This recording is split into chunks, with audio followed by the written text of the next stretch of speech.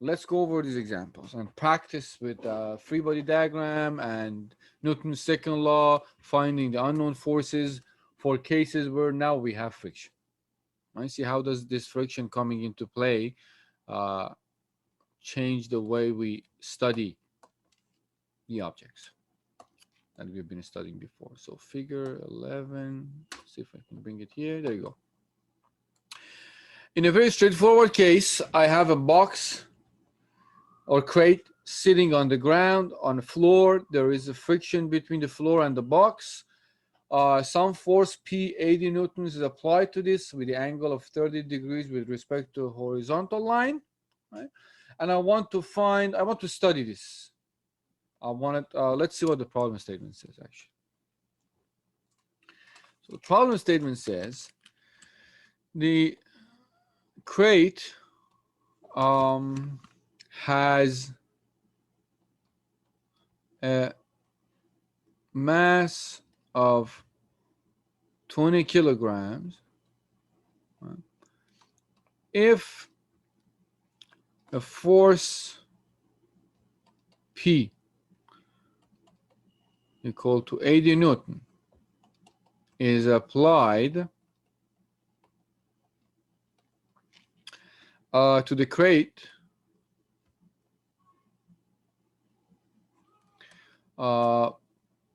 determine if it remains in equilibrium.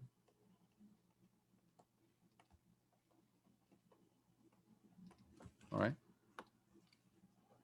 So I want to know which one of these states we are, or better to say, I want to see if we are in a state 1 or 2, basically. Right. So I start with what I always start, right, in this course, free body diagram. Now, the thing is, one thing you have to pay attention is that we are not told exactly either we're in equilibrium, we are in impending motion, or we're in motion, right? But we are asked to find whether we are in equilibrium, whether we are in a state situation 1. So how do we deal with this? Now, what I do is that I'm going to assume that we're in equilibrium. I'm saying, well, let's assume we are in equilibrium, solve the problem. If the answers we get make sense, it means my assumption was right. If the answers we get do not make sense, then there is something wrong with my assumption. We are not in equilibrium. What do I mean by if they make sense or if they don't make sense? Well, we'll see when we get there. But physically, it should make sense. All right? Now, so here's what I'm doing. I'm saying I'm assuming I assume that we are in equilibrium and solve the problem, or analyze and analyze. Well, let me be more specific and find unknown forces, unknown values. That's bad.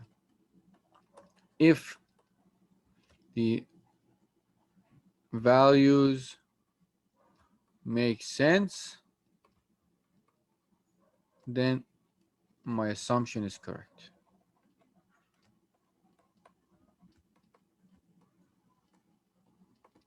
Meaning that we are in equilibrium. If it doesn't, then something is wrong and we are not in equilibrium, the assumption is wrong. So I'm going to start with free body diagram. Right? Same story. You draw the free body diagram, apply Newton's laws. This is a rigid body, right? A rigid body, force in x direction, force in y direction, and moment about 1 point. Find the unknowns and see if those unknowns make sense to you, the values you get. So drawing the box here. Let's see if I can do it in one shot. There you go. free-body diagram. So what forces, and this is the, let me do this one. This is the box. It's the weight is applied to the center of gravity. Since we don't know yet how to calculate center of gravity is exactly in the center for this box because the mass is distributed evenly.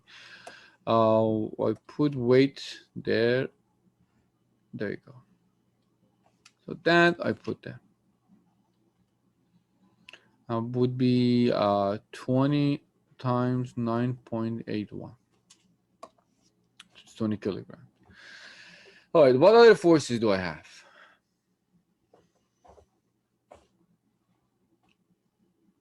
I have to put on this free body diagram. What else?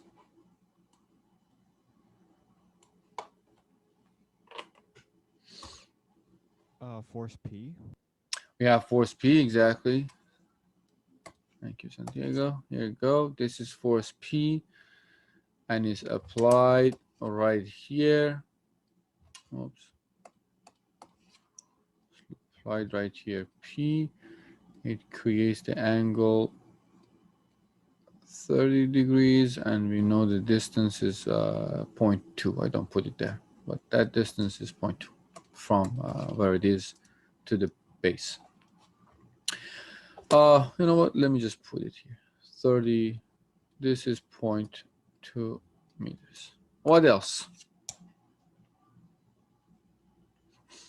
We have friction as well. We do have the friction, exactly, Tom. So we have to take into account the friction. Friction is always against the motion or possible motion. Since the force is applied to this box towards right, it means this box is either moving to the right at this point, or it's about to, even if there is going to be a motion, that motion would be towards right. So the friction should oppose the direction of the motion or possible motion. So that will be, this means that this would be your friction.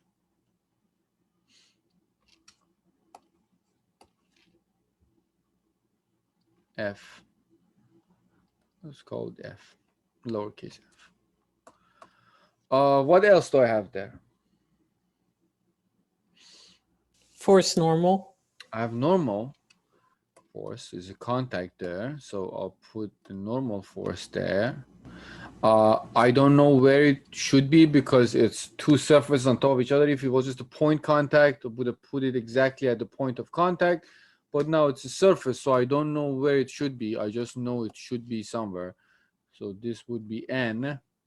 Now where N is, well, that's a different story. We have to find out. That's one of the unknowns that we have to deal with. I'll take it where it is with respect to some reference. Let's take this as where N is unknown, X. So we know there is an N, but we don't know where should we put it. All right. So I'll just leave it there. Remember, this goes back to case 1 and 2, right? See, in case 1 and 2, we didn't know where this normal force should be applied. Friction is force is a sliding, you know, it has a sliding property, so you can put it along the line of action wherever you want. So it doesn't matter if I put it exactly on the point that N is applied or it's just wherever I want. You can slide it along its line of action, a force. Remember, we talked about this, moving the force. So F is there, N is there, P is there. We have pretty much everything. There is no rope or chain here, so that's out of the picture. We have weight, we have some external force that is just there, we have normal force, and we have friction. All right, so let's write the equations of equilibrium. All right? Summation of forces is equal to 0 as a vector. So summation of forces in x direction are equal to 0, and let's take right as positive. Summation of forces in y direction is equal to 0, and let's take upward as positive. So in x direction, we have minus f, right? Then we have to find components of P. So P has two components. One is going to be in this direction. This is Px. This is Py, and then Px is in x direction, it's positive direction. It's going to be plus, and Px is P cosine 30 degrees. It's equal to 0. In y direction, we have n is upward plus minus 20 times 9.81 minus Py, and Py is P sine 30 degrees. To 0. We got two equations, right? Now in these equations, we know what P is. Right? P is 80, and there's also 80. Right? So from the first one, I can find friction force. And from the second one, I can find normal force. Right? It just, I have enough information to find those. So friction force and normal force. If you solve those, your friction force should turn out 69.3 Newton. And your normal force is 236.2 Newtons. Is to be found. Still, we haven't found anything that defies the fact that the assumption we made about this object being equilibrium is wrong, right? We got some number for friction, we got some number for normal force. Nothing weird, right? Now, how do we even, before we go further, how do we double check that these numbers are numbers that are confirming our assumption? N is just N, so there is really not that much we can do about that. But friction, right? We got 69.3. Now, think about the way friction acts. Friction increases until it reaches a maximum point, which is static friction at the impending motion moment, and then it goes down, right? So the maximum value for friction you can reach is Fs. Now, I apparently conveniently forgot to mention that the friction coefficient here, mu s, is 0.3. This is a piece of information you actually need, otherwise you can't actually solve this problem. So the friction coefficient here is mu s is equal to 0.3. This is the friction coefficient of static friction between the box and the floor. So I got this value for friction. Now I know that whatever friction is should not be more than maximum possible friction, which is static friction. So let's put it this way. To check if or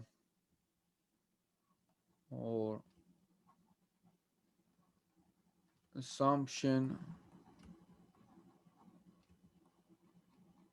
was correct, right? We can compare the value of friction with maximum possible friction.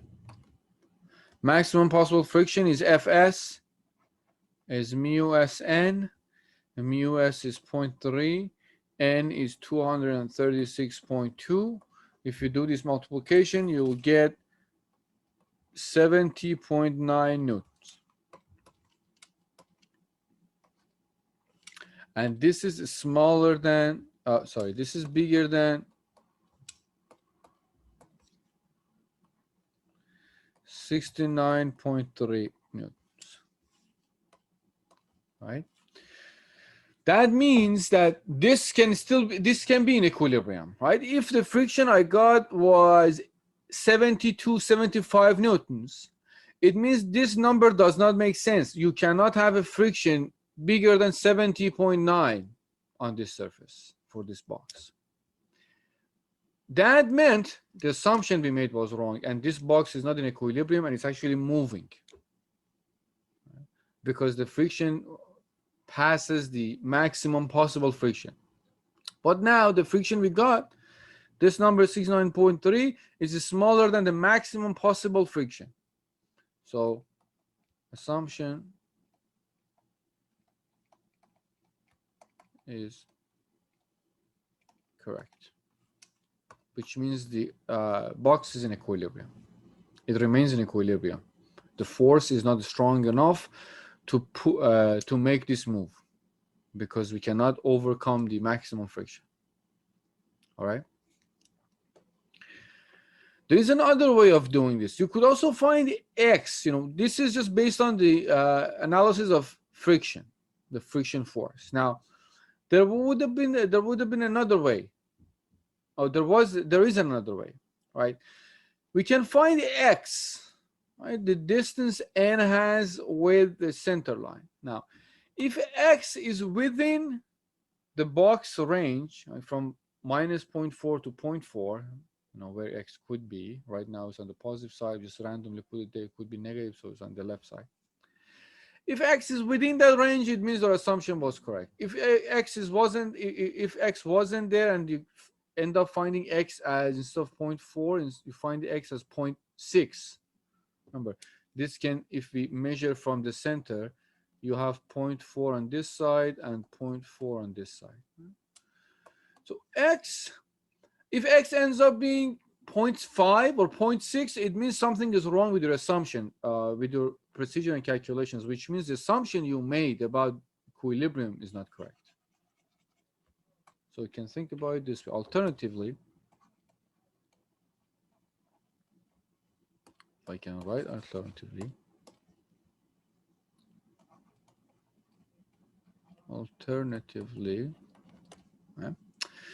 we can find X. How do we find X? Question. How do I find X?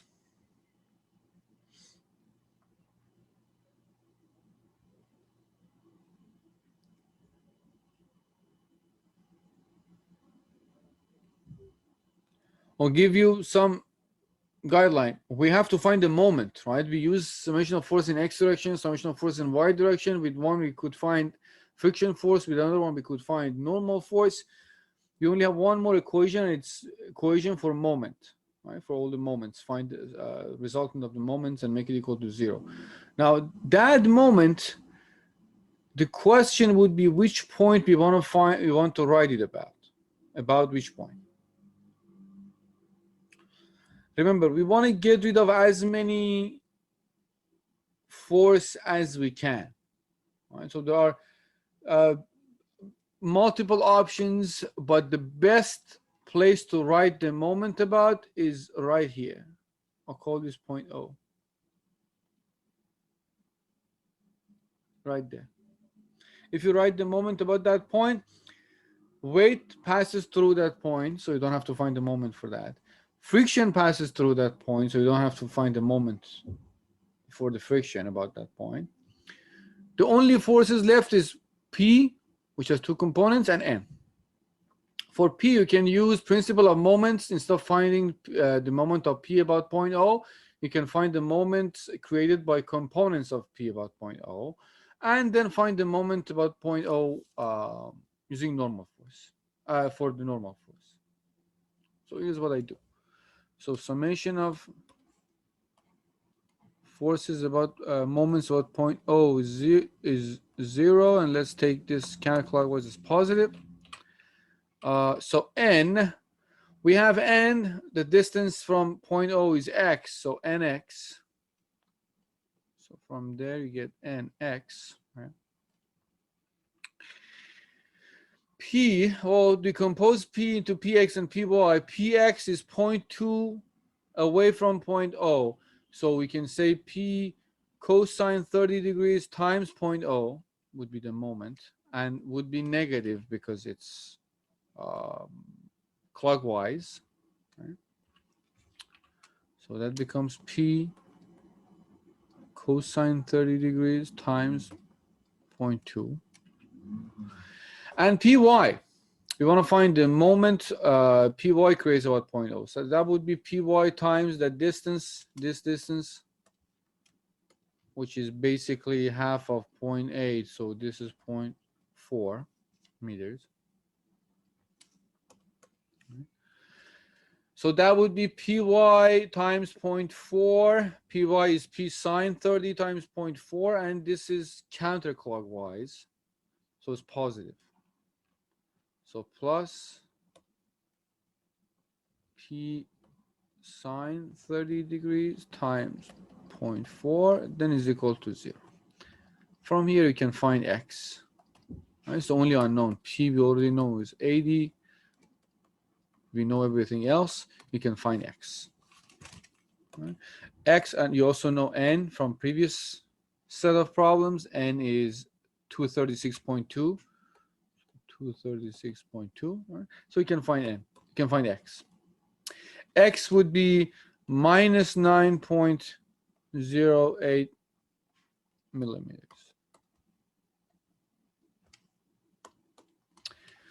That means the x I took there, right?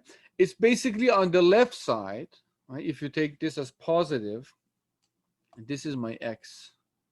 Let me do it in a better way. This is my x, right?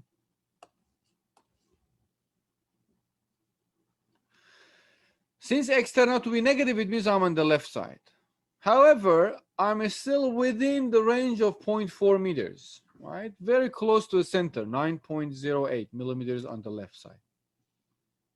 So this says, so n is applied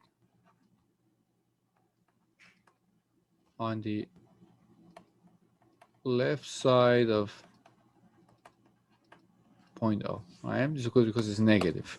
However, again, this is another way of checking if your assumption is correct. Since the magnitude of x is smaller than 0.4, right?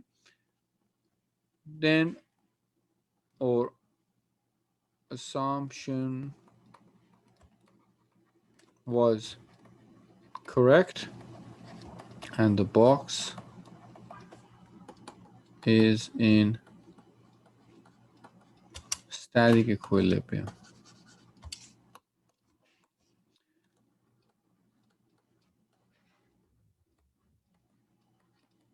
Or in equilibrium for sure, right? So it's another way of checking. That's what I meant by your numbers should make sense at the end.